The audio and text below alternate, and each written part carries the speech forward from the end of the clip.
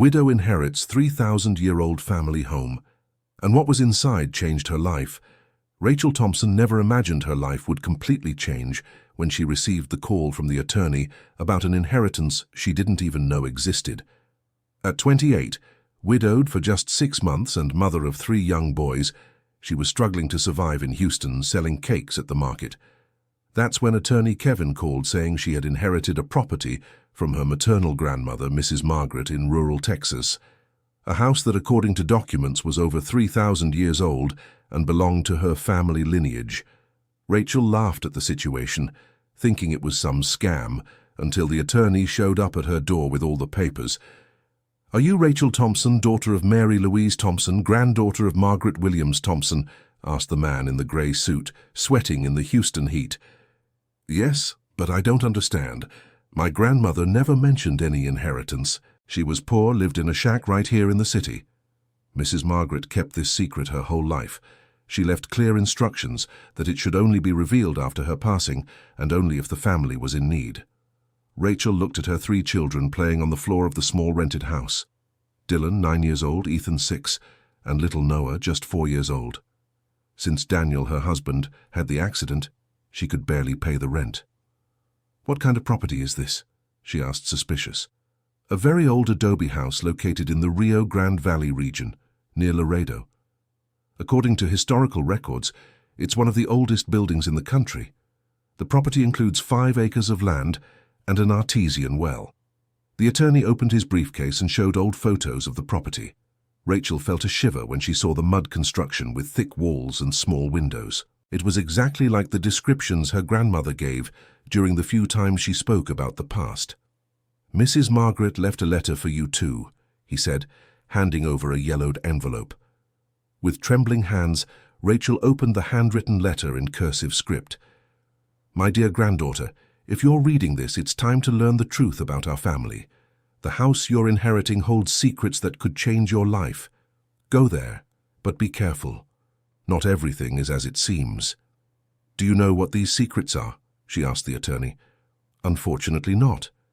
Mrs. Margaret was very reserved about the matter. She only asked me to deliver the documents and this letter. The house has been registered in your name for a week." That night, Rachel couldn't sleep. She thought about the overdue bills, the eviction that could come at any moment, the uncertain future of her children. The mysterious inheritance seemed like a last hope, even if it was just an old house in the middle of nowhere.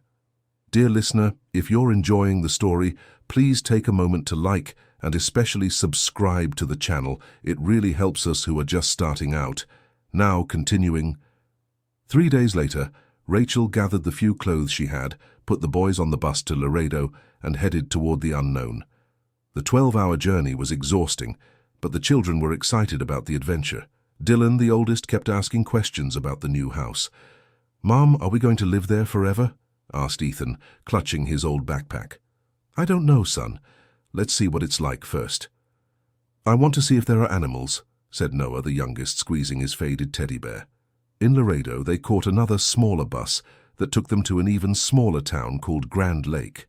From there, they had to hire a taxi driver who agreed to take them to the property.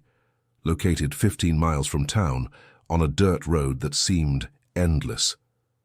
The driver, Mr. Raymond, was a 60-year-old man who knew the whole area. "Are you going to live in Mrs. Margaret's house?" he asked, looking in the rearview mirror. "Did you know my grandmother?" "Of course I did. She came to town sometimes, but she was very reserved. People said her family was different, that they had ancient secrets. But Mrs. Margaret was good people." "What kind of secrets?" Mr. Raymond hesitated before answering. "Oh, small-town nonsense. They said her family was guarding something important. But that's just talk from people with nothing better to do." When they finally arrived at the location, Rachel was shocked. The house was much worse than in the old photos. The adobe walls were cracked, the roof had several broken tiles, and there was no sign of electricity. Around her, only dry land and a few sparse trees. "Mom, the house is broken," said Dylan, pointing to the cracks in the walls. "It's just dust and time, son. We can fix it." But inside, Rachel was desperate. How was she going to raise 3 children in that place with no infrastructure? There wasn't even a phone in the area. Mr. Raymond helped unload the luggage and pointed to a well about 50 meters from the house. There's good water there. Mrs. Margaret's grandfather dug that well many years ago. The water never dried up, not even in the worst drought. After the taxi left, leaving a cloud of dust, Rachel was alone with her children, looking at the inheritance she had received. The silence of the place was total, broken only by the wind rustling the dry leaves. "Let's go in and see what it's like inside," she said, trying to hide her discouragement. The heavy wooden door creaked as it opened. The interior was darker than she had imagined. There were 3 main rooms, a large living room, a bedroom, and a rustic kitchen. The floor was packed dirt, and the thick walls kept the place cool despite the heat outside. Ethan ran to explore the bedroom and shouted, "Mom, there's a hole in the wall here." Rachel went to check and saw that one of the bedroom walls had a large crack, as if something had split the structure from the inside. "Don't go near that. It could be dangerous." While organizing the few things they had brought, it started to get dark. Without electricity, they would have to use candles. Luckily, she had found some old candles in a kitchen cabinet. The first night was hard. The boys were afraid of the dark and the silence. Noah cried, wanting to go back to Houston. Rachel wanted to too, but she didn't even have money for the return trip. Around 2 in the morning, a strange noise woke her. It sounded like something moving inside the walls. At first, she thought it was rats or bats, but the sound was different, more like someone was digging or scratching. She lit a candle and left the bedroom slowly, trying to locate the source of the noise. The sound was coming from the main living room, specifically from the wall behind where they had placed the suitcases.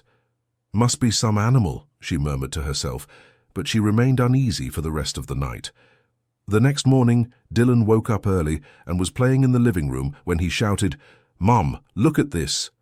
Rachel ran and saw that part of the wall behind the suitcases had collapsed during the night, revealing an opening that hadn't been there before. "How strange. This wall was intact yesterday," she said, approaching carefully. The opening was large enough for a person to pass through. She grabbed a candle and looked inside. There was a small corridor leading to another room that wasn't visible from the outside of the house. "Stay here. I'm going to see what's in there." "I want to go too," asked Dylan. "No, it's dangerous." "Wait here." Rachel entered the narrow corridor, holding the candle in front of her. The air was stuffy and smelled of damp earth. After a few meters, she reached a small circular room with walls covered in stone shelves. On the shelves were various objects, ceramic pots, old fabrics, and what appeared to be rolled-up scrolls. "My God, what is all this?" she whispered. She carefully picked up one of the scrolls. The paper was yellowed and fragile, but still readable. It was a kind of hand-drawn map showing the location of the house and marking several points on the surrounding land. She returned to the main room where her children were waiting anxiously. "What was in there, Mom?" asked Ethan. "Old family things. Let's get things organized here first, then we'll investigate further." But Rachel couldn't get that secret room out of her head. Why had her grandmother never mentioned it? And why did the wall collapse exactly on their first night there? During the day, she tried to focus on making the house more livable. She cleaned the accumulated dust, arranged the few old pieces of furniture she found, and fetched water from the well. The water was crystal clear and very good, just as Mr. Raymond had said. In the afternoon, she decided to go into town to get information about electricity and telephone service for the property. She left the boys playing in the yard and walked to the main road, where she managed to catch a ride with a neighbor. At the Grand Lake City Hall, she found out that bringing electricity to the house would cost a fortune due to the distance. A telephone was impossible in the area. She was beginning to understand why her grandmother had abandoned that place. "Are you related to Mrs. Margaret?" asked the City Hall employee, a middle-aged woman named Janet. "I'm her granddaughter.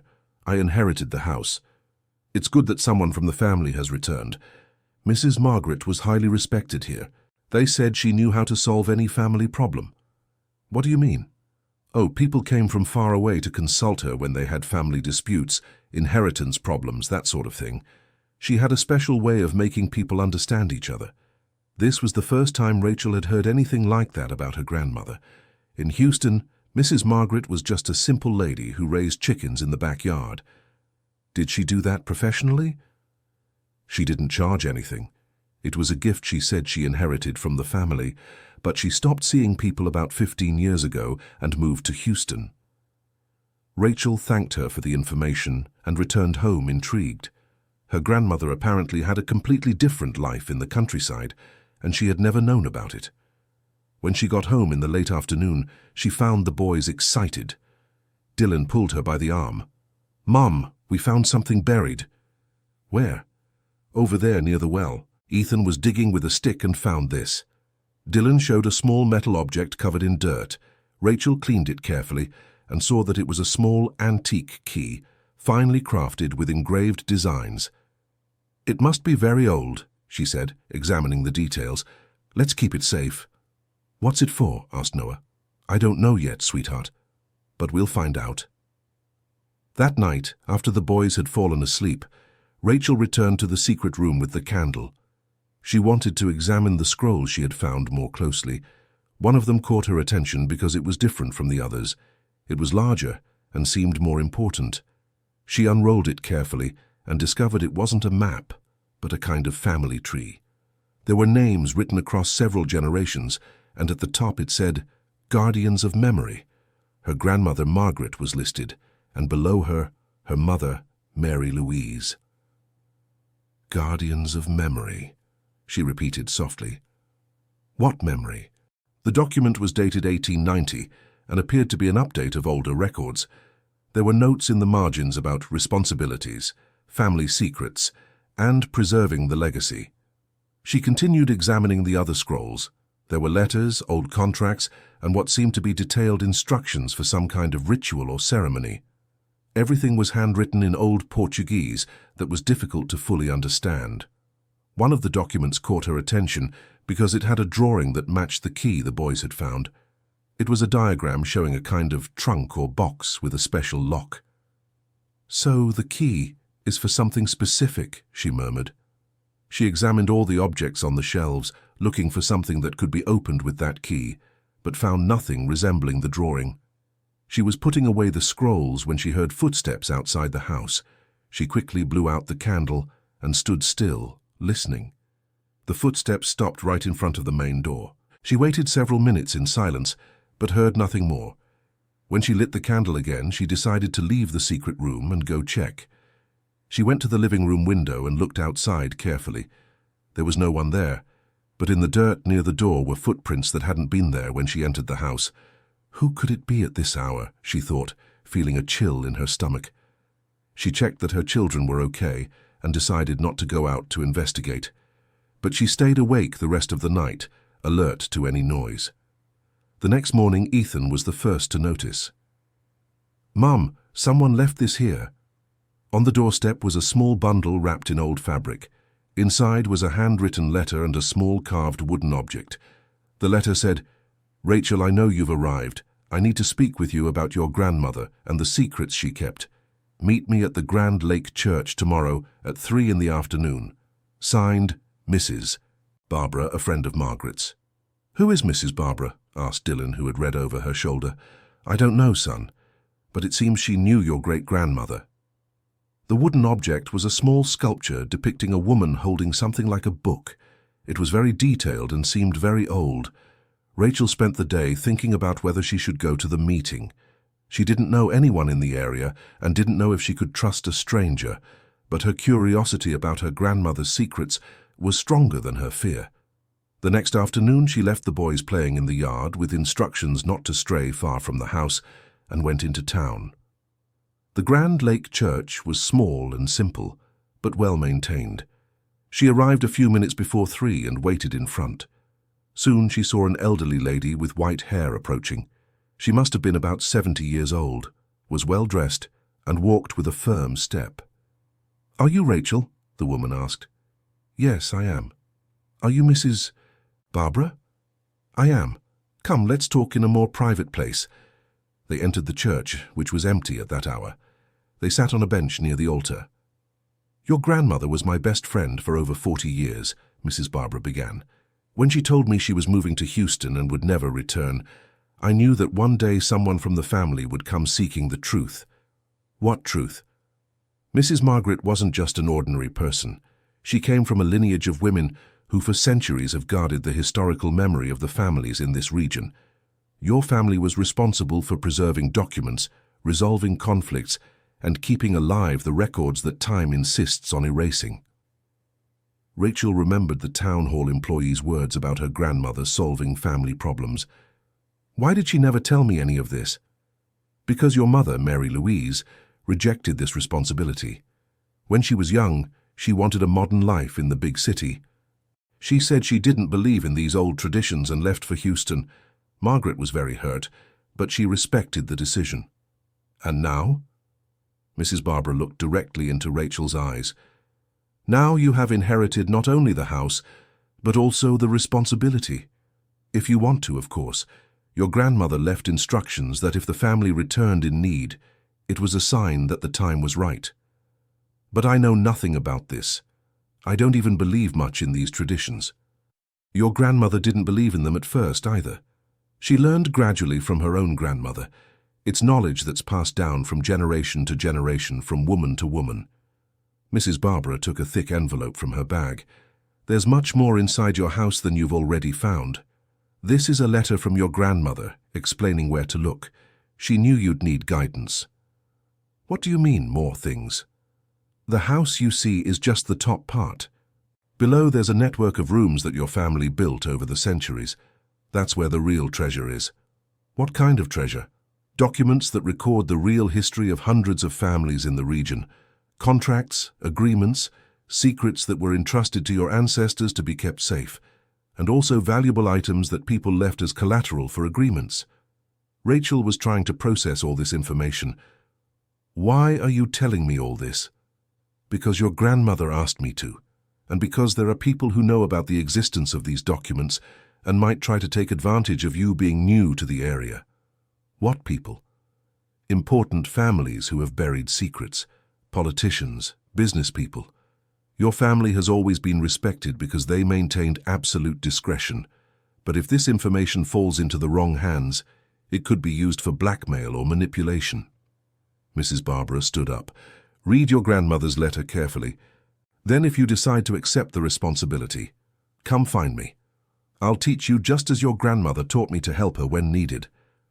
And if I don't want to accept, then you sell the house and return to Houston.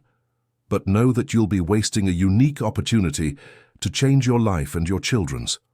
After Mrs. Barbara left, Rachel sat in the church for over an hour, looking at the envelope in her hand. Her life was already complicated enough, and now she discovered she'd inherited responsibilities she didn't even know existed. She returned home in the late afternoon and found the boys well, playing with small stones in the yard. Dylan ran to meet her. "Mum, a man showed up here asking about you." "What man?" "A gentleman in a car. He said he'd come back later." "What did he look like?" "He wore a suit and looked important. He asked if you were really living here." Rachel felt a tightness in her chest. Could someone already be interested in the property? Or was it one of the people Mrs. Barbara mentioned? That night, after her children fell asleep, she opened her grandmother's letter.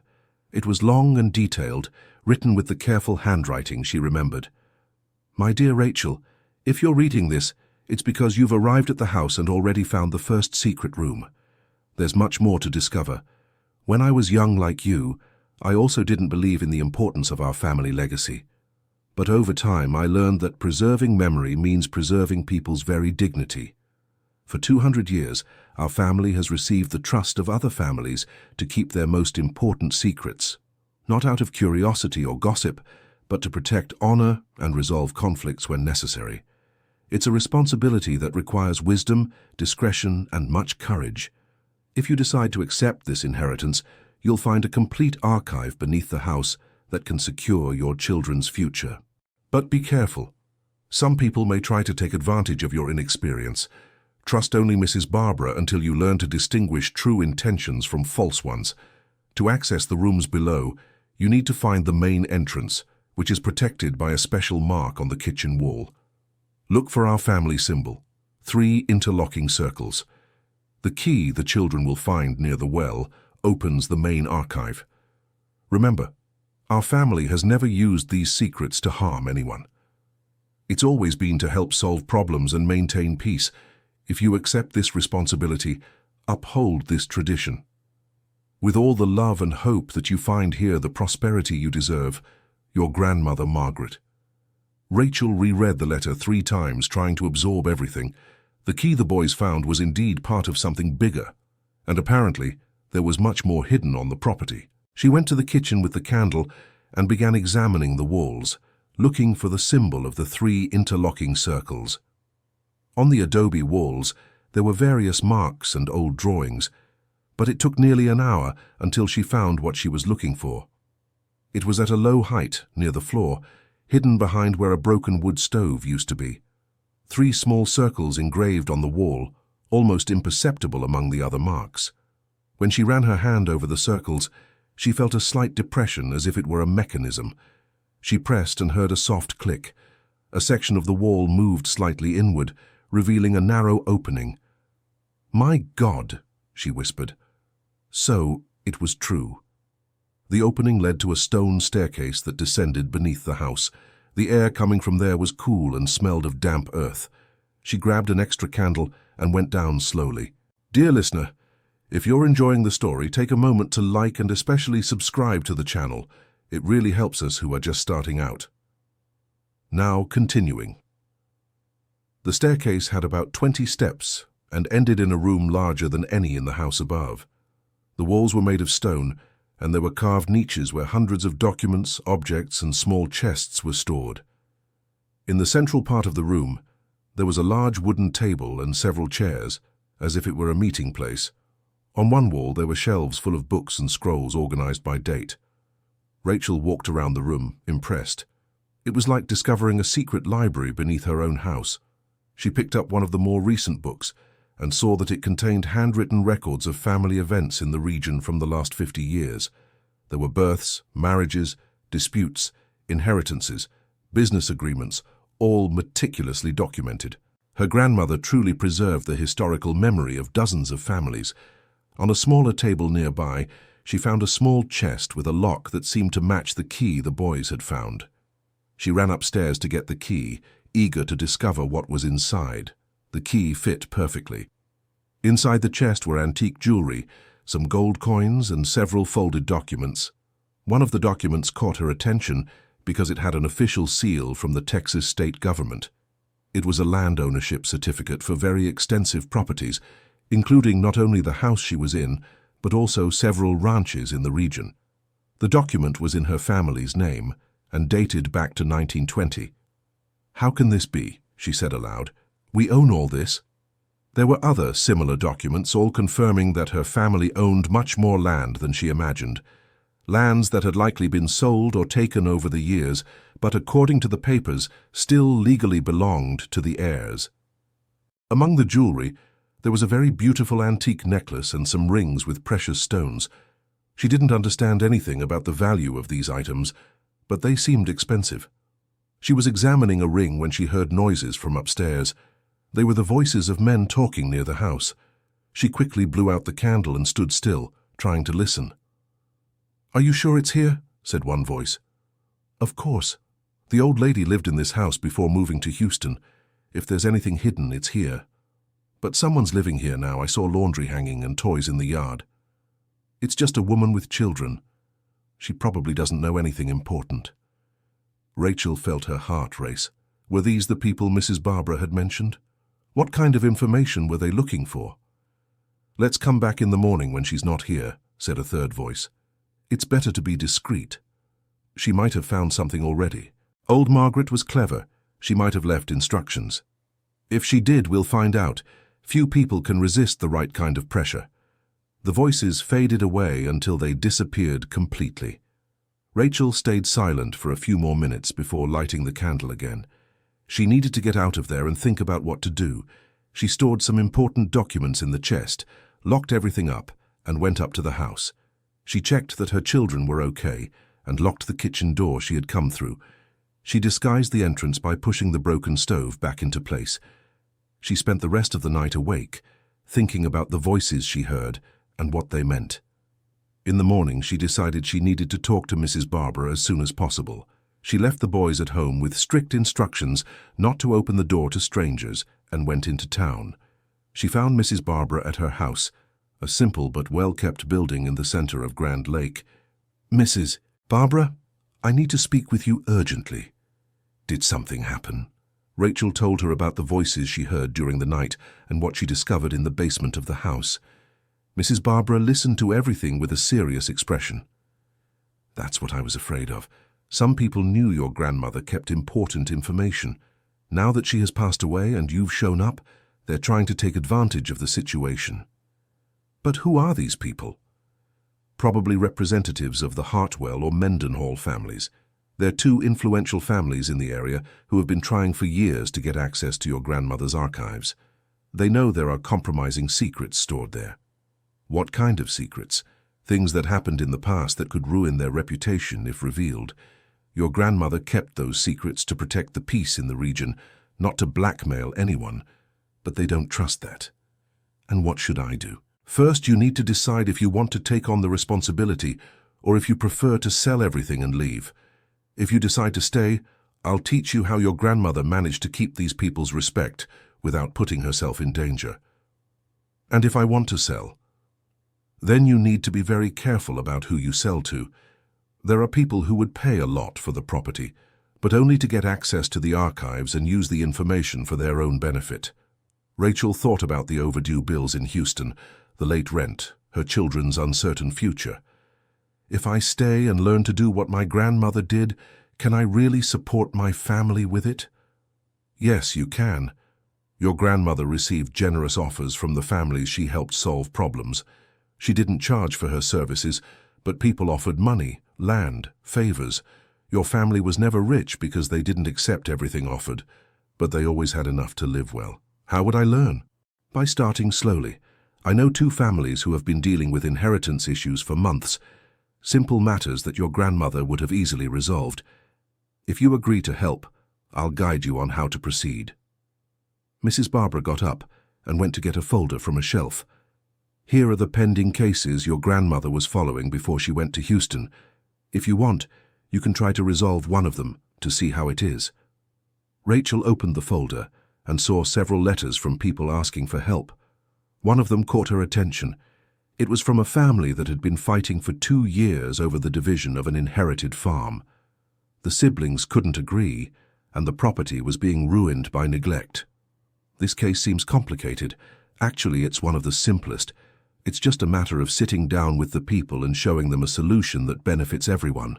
Your grandmother had documents that prove what the father's real intentions were when he left the inheritance." "Documents?" "Yes. He came to consult your grandmother before making the will and recorded what his true wishes were. The official will got confusing because of the attorney who drafted it, but the real intention is documented in the files." Rachel began to understand how it worked. Her family served as a sort of historical archive and mediation to resolve conflicts based on information only they possessed. "And how do I get in touch with these people?" "First, you need to prepare yourself. Study the documents related to the case, understand the situation well, and then send a letter offering help to resolve the issue." "Will they trust me?" "If you show that you have access to the same information your grandmother had, they will trust you. Your family's reputation was built over generations." Rachel left Mrs. Barbara's house with the folder of pending cases and a mix of hope and nervousness. Maybe she really could rebuild her life in that place, but first, she had to deal with the people who were interested in the files for the wrong reasons. When she got home, she found the boys agitated. Dylan ran to meet her. "Mom, a car passed by here 3 times. The last time they stopped and a man got out to look at the house." "You didn't talk to him, right?" "No, we stayed hidden inside as you told us, but he kept looking through the windows." "What did the man look like?" "He wore a suit and had a black car. He looked important, but he had an angry face." Rachel decided she needed to take action. She couldn't keep hiding and living in fear. If she was going to stay in that place, she had to face the situation. That night, after the boys fell asleep, she went back down to the underground archives. She wanted to understand better what she had in her hands before making any definitive decision. She examined the documents more systematically this time. There were files separated by families, organized chronologically. The information was impressive. Secret agreements between politicians, questionable business transactions, cases of unacknowledged children. Land disputes resolved informally. In a special section, she found documents about the Hartwell and Mendenhall families that Mrs. Barbara had mentioned. The papers revealed information that could really compromise their reputation if made public. The Hartwell family was involved in a scandal of selling public lands in the 1980s. The Mendenhall family had issues related to undeclared inheritance and tax evasion. Everything was properly documented with signatures and witnesses. Now she understood why these people wanted access to the archives, and she also understood the power her family had held for generations. She was putting the documents away when she heard noises outside the house again. This time, it was the footsteps of several people not trying to hide. She quickly went upstairs and looked out the window. There were 3 men in suits standing in front of the house. One of them knocked on the door. "Mrs. Rachel, we know you're in there. We need to talk." Rachel felt her heart race. What to do? The children were asleep, and she was alone. She decided to respond without opening the door. "Who are you? What do you want?" "We represent some important families in the region. We want to make an offer to buy the property. I'm not interested in selling." "You don't understand. This isn't a smart decision. There is information on this property that shouldn't be in the hands of someone who doesn't understand the responsibility it represents. My grandmother left me clear instructions about that responsibility. Your grandmother was an experienced lady who knew how to handle certain delicate situations. You are young and might make mistakes that could harm a lot of people." There was an implicit threat in the man's tone of voice. Rachel tried to stay calm. "I'll think about your proposal. Come back another day to talk more." "We don't have much time to wait. Other interested parties might show up and complicate the situation for everyone." "What other interested parties?" "People who wouldn't handle the information your grandmother kept with the same care we would." The men talked among themselves in low voices for a few minutes. Then the one who had spoken before continued, "We'll leave a written proposal. You have 3 days to decide. After that, we might not be able to guarantee the negotiation remains friendly." Rachel heard the footsteps fading away and the cars driving off. She stood trembling against the door. It was clearly a threat, even if disguised as a business proposal. In the morning, she found an envelope that had been left under the door. Inside was a proposal to buy the property for an impressive sum, 500,000 Rs. For her, who didn't even have money for the return ticket to Houston, it was a fortune. But along with the proposal was a letter explaining that the purchase included all movable property and existing documents on the premises. They wanted the files, not the house. She spent the whole day thinking about the situation. 500,000 Rs would solve all her financial problems and secure her children's future. But at the same time, she would be betraying her grandmother's trust and handing over important information to people with dubious intentions. In the afternoon, she went again to Mrs. Barbara's house to ask for advice. "They offered a lot of money," she said, showing the proposal. "Of course they did. For them, that amount is small compared to the problems they would have if certain information were revealed. But I need to think about my children's future. And you're right to think about it. But consider this. If you accept the responsibility your grandmother left, you could earn much more than 500,000 Rs over the years, and you'll still be helping people solve their problems." "What do you mean, much more?" "The families your grandmother helped were grateful. Some offered money, others offered favors, properties, job opportunities. Your grandmother never accepted more than she needed to live decently, but you can negotiate more advantageously. Wouldn't that be taking advantage? Not if you use those resources to improve your life and your children's and continue helping people. The problem would be accepting money and then abandoning the responsibilities." Mrs. Barbara opened a drawer and took out an old notebook. "Here are all the offers your grandmother received over the last 10 years and refused. From just one family. She could have received an apartment in Houston, 2 farms, and still 50,000 Rs in cash. All because she helped resolve an inheritance dispute that had lasted 20 years. Rachel flipped through the notebook, impressed. There were offers of houses, cars, land, company shares, all in exchange for her grandmother's mediation services. Why did she refuse all this? Because she was afraid people would think she was taking advantage of the secrets she kept. But there's a big difference between accepting honest offers from grateful people and selling everything to those who want to destroy the archive. And how would I accept the responsibility without putting myself in danger? First, you show these people who are trying to pressure you that you know exactly the information they want to hide. Second, make it clear that you have no intention of harming anyone, but that you also won't be intimidated. Isn't that dangerous? It's more dangerous to appear weak and inexperienced. Your grandmother never had problems because people knew she was discreet, but they also knew she didn't accept threats. Rachel left the conversation with Mrs. Barbara more determined. She decided she would try to honor her grandmother's legacy, but in a way that ensured security and prosperity for her family. That evening, she wrote a letter to the men who had made the offer. "Gentlemen, I thank you for the purchase offer, but after further studying the inheritance I received, I have decided to keep the property in the family and continue the work my grandmother was developing. I understand you have concerns about the discretion needed to preserve certain historical family information, and I want to assure you that I maintain the same commitment to privacy that has always characterized our family.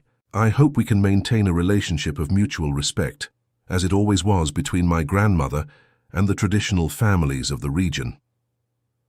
It was a polite way of saying she knew their secrets, but did not intend to use that information in a harmful way, as long as they left her alone. She sent the letter through Mrs. Barbara, who had contacts to get it to the right people. 2 days later, she received a different visitor. It was an elegant lady, about 60 years old, who arrived in a pickup truck accompanied by a driver. "Mrs. Rachel, I'm Beatrice Hartwell. I would like to speak with you, if possible." Rachel recognized the surname as one of the families Mrs. Barbara had mentioned. She decided to receive her, but remained alert. "Please come in, Mrs. Beatrice. I received your letter and found your position very sensible. I wanted personally to express my respect for your grandmother's memory and offer my support if you decide to continue her work." "What kind of support?" "Financial, if necessary. Contacts to promote your services among families who may need help, and mainly protection against people who might try to intimidate you." "Do you know of any intimidation?" "I know that some men came here to make a purchase offer in a rather rude manner. These men do not represent our family or our traditions of respect." Rachel realized there were different groups interested in the situation, and some were more reasonable than others. "What exactly are you offering?" "First, that you restore this house in a dignified manner. I can finance a complete renovation, installation of solar power, a plumbing system, whatever is necessary. Second, I can refer you to families who need help with delicate matters. Third, I can guarantee that no one will bother you while you are doing your work." "And what do you expect in return?" "Only discretion and professionalism, the same we expected from your grandmother." The offer seemed reasonable, but Rachel wanted to consult Mrs. Barbara before accepting anything. "I will consider your proposal, Mrs. Beatrice. Can I give you an answer next week?" "Of course. I'll leave my card with you. And please, if anyone tries to intimidate you again, call me immediately." After Mrs. Beatrice left, Rachel felt she was beginning to understand how that world worked. There were people interested in keeping the system as it always was, based on mutual respect and discretion. And there were others who wanted to control or destroy the archives out of fear or greed. Dylan, who had observed the conversation from a distance, approached. "Mom, that lady seemed nicer than the men from the other time." "That's true, son. I think not all people are the same." "So, are we going to stay here?" "I'm seriously thinking about it. What do you all think?" Ethan and Noah joined the conversation. They were already getting used to life in the country and liked the freedom to play in the yard. "I like it here," said Ethan. "It's better than Houston." "And there's more space to play," added Noah. "But won't you miss your school friends?" "We can make new friends," said Dylan, "and here you seem happier." It was true. Despite all the challenges and mysteries, Rachel felt more hopeful there than in the last few months in Houston. That week, she decided to test whether she could really follow in her grandmother's footsteps. She took on the case of the family that was fighting over the farm inheritance and studied all related documents. The problem was that the father had left the farm to his 3 sons, but hadn't specified how it should be divided. One brother wanted to sell everything and split the money, another wanted to continue with cattle ranching, and the third wanted to plant fruit for export. For 2 years they had been arguing without reaching an agreement. But in her grandmother's archives, there was a record of a conversation the father had before making the will. He had explained in detail what his wish was, that the oldest son would get the part suitable for cattle, the middle one the part suitable for farming, and the youngest would receive a cash compensation. The property had conditions for both activities without conflict. Rachel drafted a letter to the 3 brothers proposing a meeting to discuss a solution based on historical information about their father's real intentions. She sent the letters through Mrs. Barbara. 3 days later, she received the first response. The middle brother agreed to participate in the meeting. The next day, the oldest also confirmed his attendance. The youngest took another week but finally agreed. The meeting was scheduled to take place at Rachel's house on a Saturday afternoon. Mrs. Barbara helped with the preparations, advising on how to conduct the mediation. First, you listen to all 3 without taking sides. Then you present the historical information you have about their father's intentions. Lastly, you propose a practical solution based on that information. And if they don't accept it, then you document that you offered a solution based on the deceased's real wishes, and each will go their own way. But usually, when people see there's a fair way out for everyone, they accept. On Saturday, the 3 brothers arrived at the house with their families. It was the first time they had met in person since the fight began. The tension was visible. Rachel welcomed them in the main room, which she had cleaned and organized, especially for the occasion. She offered coffee and cookies and began the meeting. "Thank you all for coming. I know this is a difficult situation for the family. My grandmother kept historical information about many families in the region, and I believe we have data that can help resolve your issue fairly for everyone." The oldest brother, Anthony, was the first to speak. "With all due respect, Mrs. Rachel, but I don't see how your grandmother's information will solve our fight. The problem is that my father didn't leave clear instructions in the will." "Actually, he did. Just not in the official will, but in a conversation recorded with my grandmother." The 3 brothers looked at each other in surprise. Rachel continued. "Before making the will, your father came to consult my grandmother about the best way to leave the inheritance. He explained in detail what his wishes were, and that was documented." The middle brother, Charles, leaned forward, interested. "What kind of documentation?" "A handwritten record of the conversation, signed by your father and by 2 witnesses. I can show it to you." Rachel went to get the document and handed it to them to read. As they read, their expressions changed from suspicion to surprise. The youngest, Robert, was the first to comment. "It really looks like Dad's handwriting, and it makes sense with what he always said about each of us having a calling for different things." "According to this document," said Rachel, "your father's intention was for Anthony to get the part of the property most suitable for cattle ranching, which is where the best pastures are.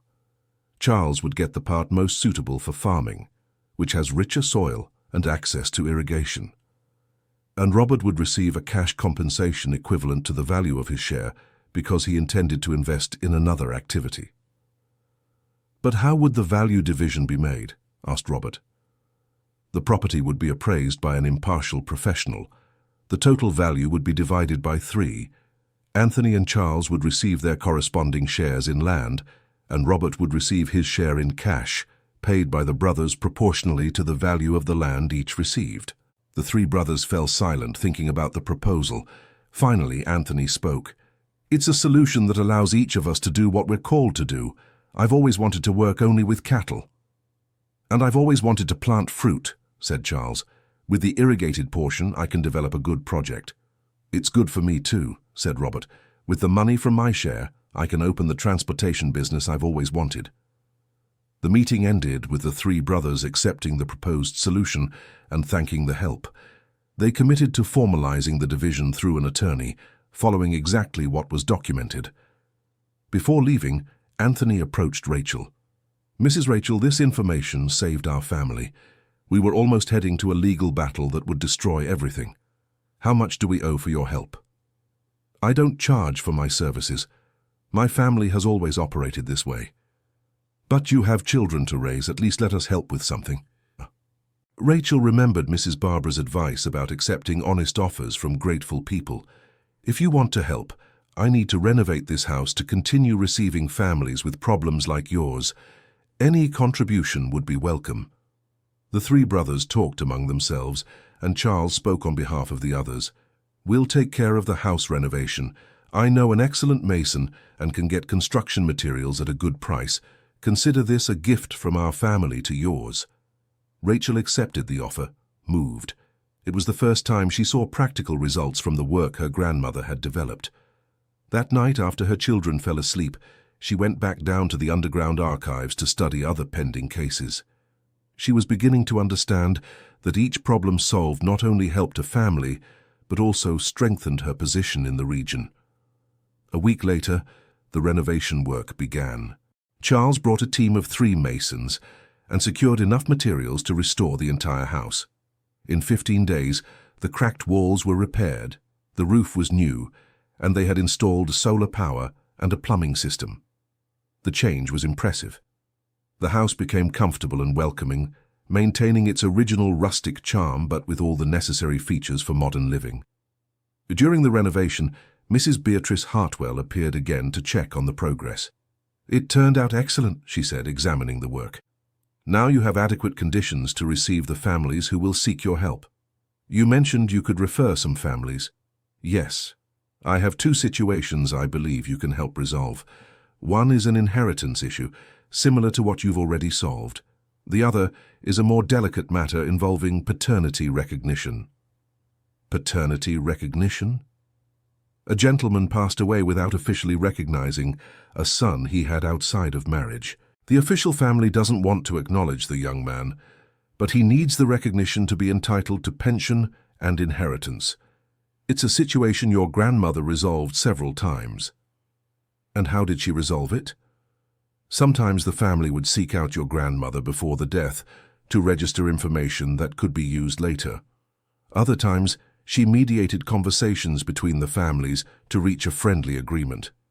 Mrs. Beatrice handed over 2 folders with information about the cases. If you agree to help with these situations, I can guarantee that other families will seek you out too.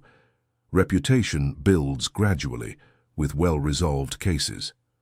And what about the problem with the men who came to pressure me? After they found out that you have the support of some important families, they backed off. But it's good to stay cautious. If any problem comes up, let me know right away.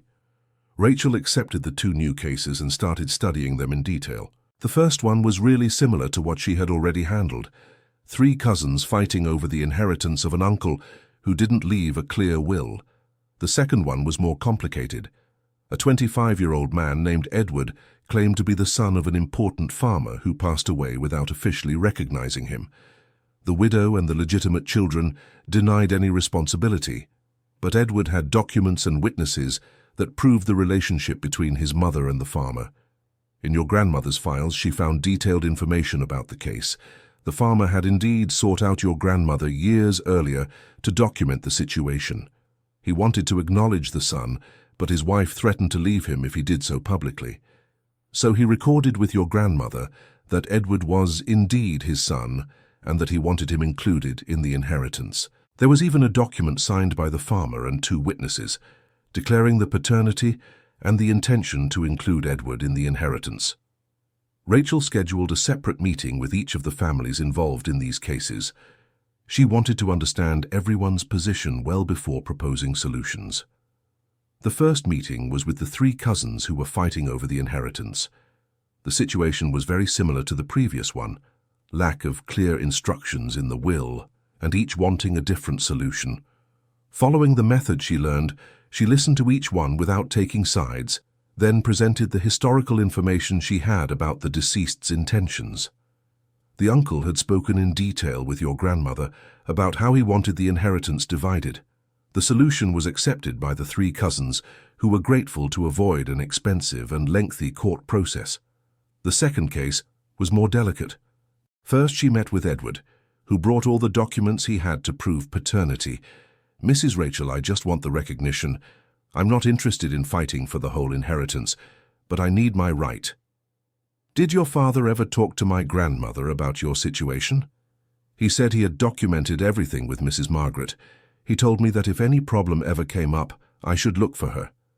Rachel showed the document that was in the files. Edward was moved to see his father's signature acknowledging paternity. Now, do you have to take this to court? Not necessarily. If we can get the family to acknowledge it amicably, it's better for everyone. I'll talk to them first.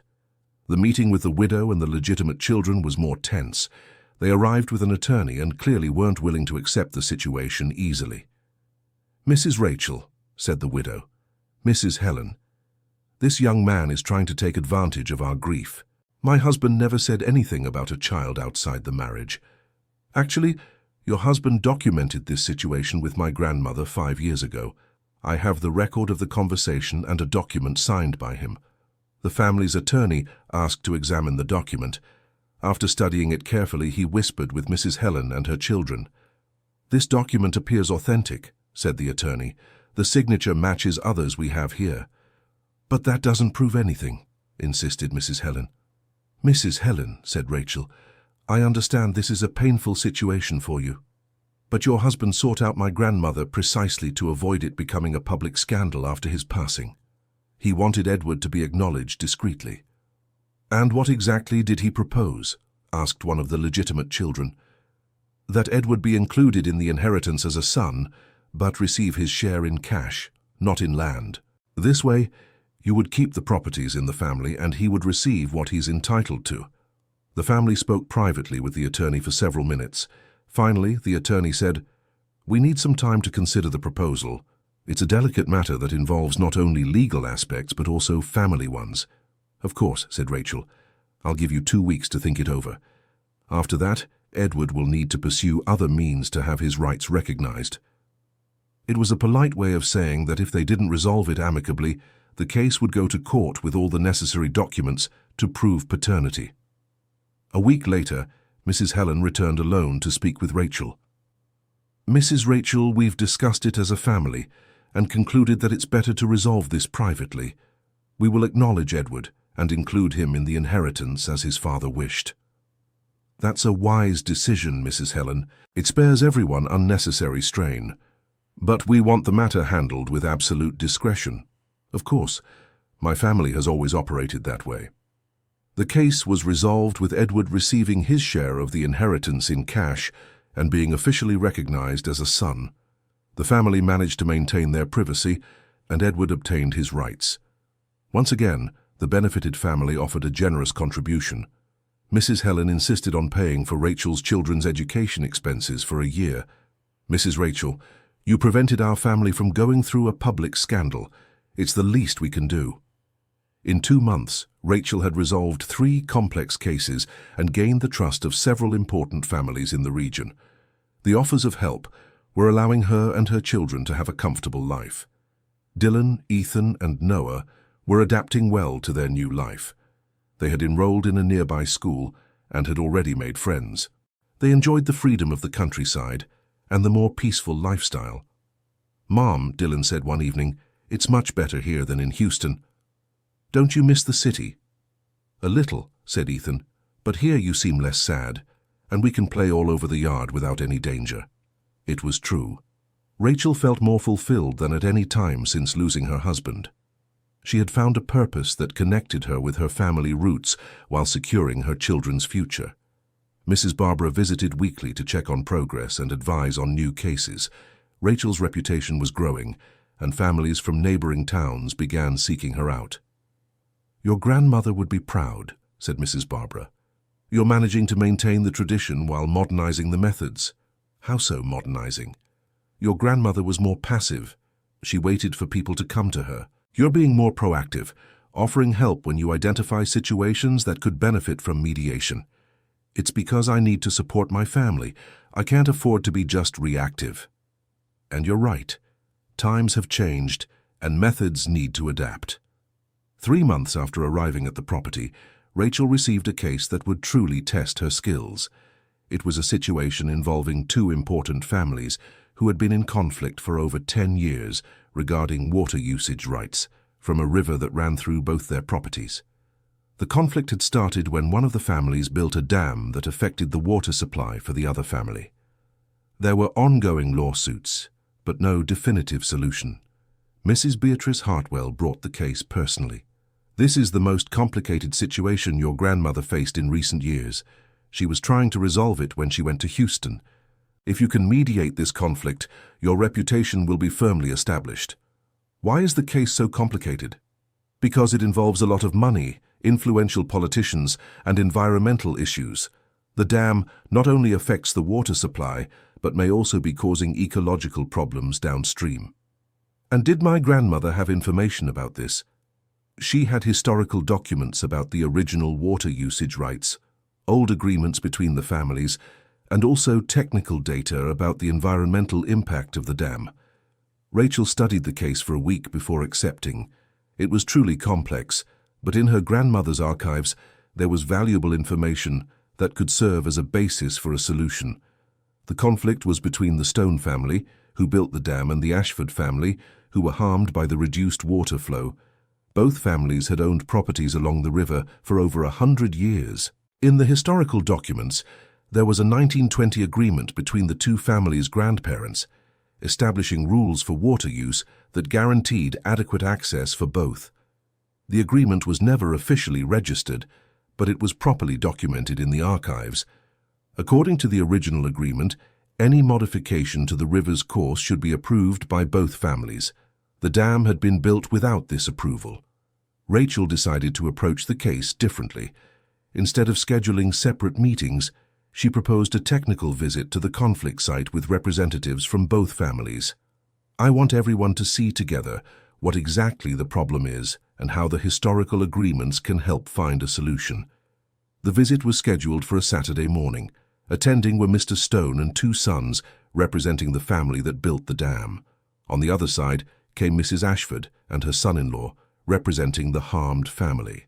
Rachel arrived accompanied by a water resources technician that Mrs. Beatrice had recommended to provide technical support for the mediation.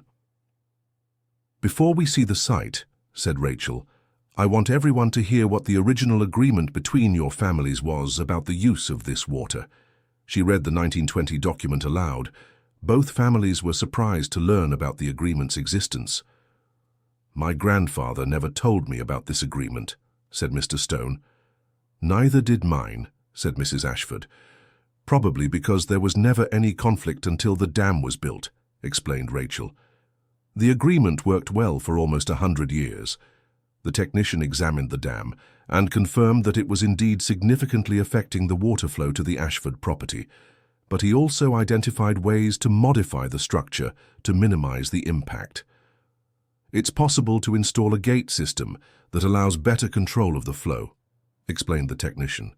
"This way, the Stones keep the benefits of the dam for irrigation, and the Ashfords regain adequate access to water."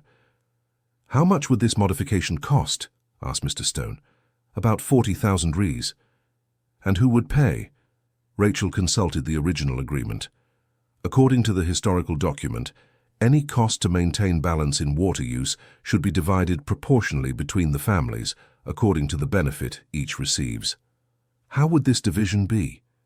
The Stone family benefits more from the dam, so they would pay 70% of the cost.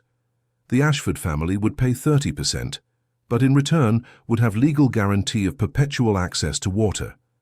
Both families found the proposal fair. Additionally, it would be established that any future modification to the river would have to be approved by both families, according to the original agreement. "And the lawsuits?" asked Mrs. Ashford. "You can suspend the lawsuits and make an out-of-court agreement based on this negotiation. It's much cheaper than continuing to fight in court." The agreement was closed the same day.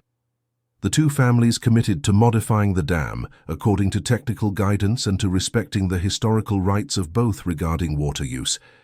But what impressed Rachel the most was the family's gratitude. Mr. Stone, who initially was resistant, acknowledged that the solution was better for everyone.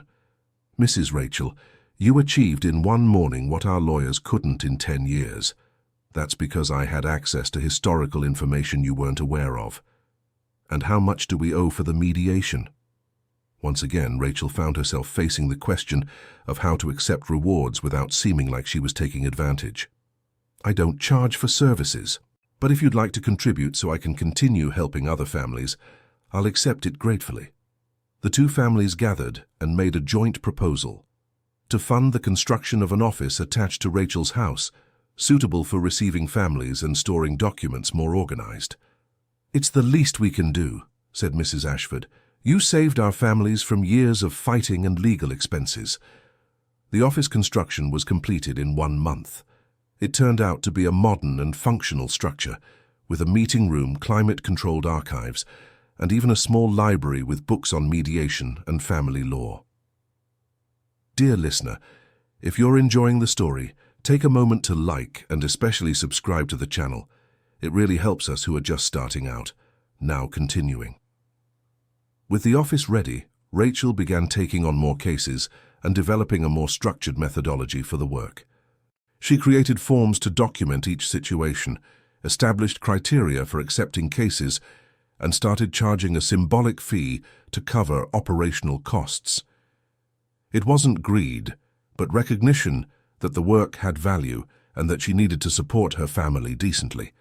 The families understood and perfectly accepted paying for the services. In 6 months, she had resolved over 15 cases of family conflicts, established a network of contacts throughout the region, and ensured financial stability for her family. The children were thriving in their new life. Dylan had become one of the best students at the local school. Ethan discovered a talent for drawing and was being encouraged by his teacher. Noah, the youngest, was beloved by the whole neighborhood for his charismatic personality. "Mom," Dylan said one evening, "when I grow up, I want to help you with your work." "Are you sure? It's a big responsibility." "Yes, I am. I like seeing families become happy after talking with you." "And you, Ethan, are you interested too?" "I want to be an artist, but I can draw maps and diagrams to help explain complicated cases." "And I'll be the receptionist," said Noah, making everyone laugh. It was rewarding to see that the children not only adapted to the new life, but were proud of the work she was developing. 1 year after arriving at the property, Rachel received an unexpected call. It was the attorney who had brought the news of the inheritance. "Mrs. Rachel, I have a surprise for you. I found other documents from your grandmother that were stored in my office." "What kind of documents?" "Records of properties your family owns in other states, and also a supplementary will your grandmother left." "Supplementary will?" "Yes. Specific instructions on how to use the family resources if you manage to re-establish the mediation work." The attorney arrived in the late afternoon with a folder full of documents. Besides the property papers, there was a personal letter from the grandmother. "My dear granddaughter, if you're reading this, it's because you've managed to honor our family's legacy. I always knew you had the necessary strength and wisdom, even when you yourself doubted it. The properties listed in the attached documents are rightfully yours. It includes 2 houses in Houston, an apartment in San Antonio, and shares in 3 family businesses. Everything was kept confidential, to be revealed only when you were ready. Use these resources to expand the mediation work. There are families throughout the Southwest who need the kind of help only our lineage can provide. You can create a network of family mediators that preserves memory and maintains peace between generations. Be happy, my dear. You deserve all the prosperity that is to come." Rachel was speechless.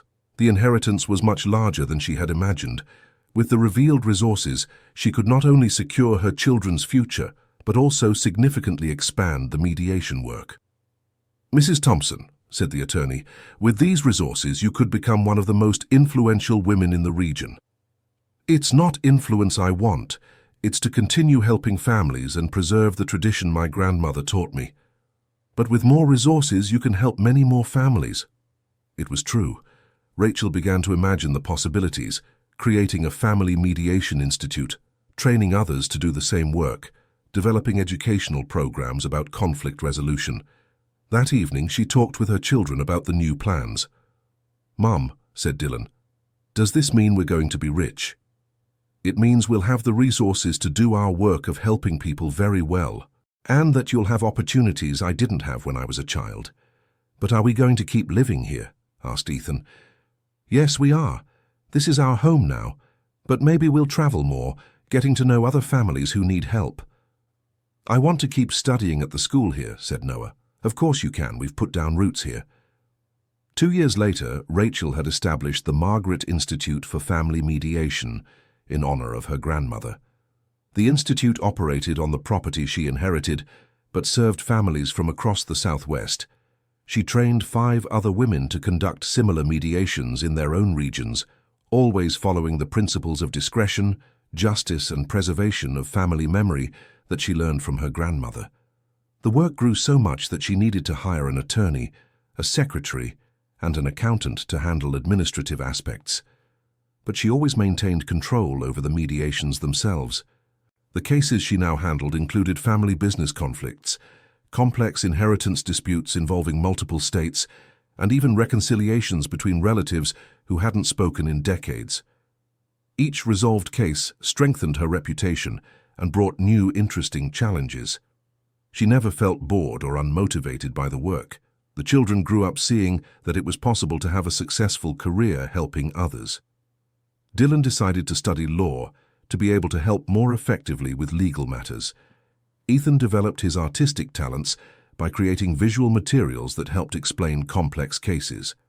Noah revealed a natural talent for dealing with people and became the best intermediary for convincing resistant families to accept mediation. Mrs. Barbara, now over 70 years old, continued to be Rachel's main advisor, but was also training the other mediators in the network. "Your grandmother would be very proud," she always said. "You not only continued the tradition, but modernized and expanded it in ways she never imagined possible." "I still feel like I'm learning," Rachel would respond. "Every case is unique. Every family has its peculiarities. That's why you're good at what you do. Those who think they already know everything stop growing." 3 years after arriving at the property, Rachel received an unexpected invitation. The Texas state government wanted to learn about the Institute's work and possibly create an official family mediation program based on the methods she developed. "It's an opportunity to take our work to a state level," explained the government representative. "We can offer funding and structure to expand significantly. But while maintaining the autonomy of the methods, of course, we are interested in learning from you, not in changing what already works well." Rachel agreed to participate in a pilot project that would train mediators to work in counties where there was a backlog of family cases in the court system. The goal was to resolve out-of-court cases that could take years processing in the courts.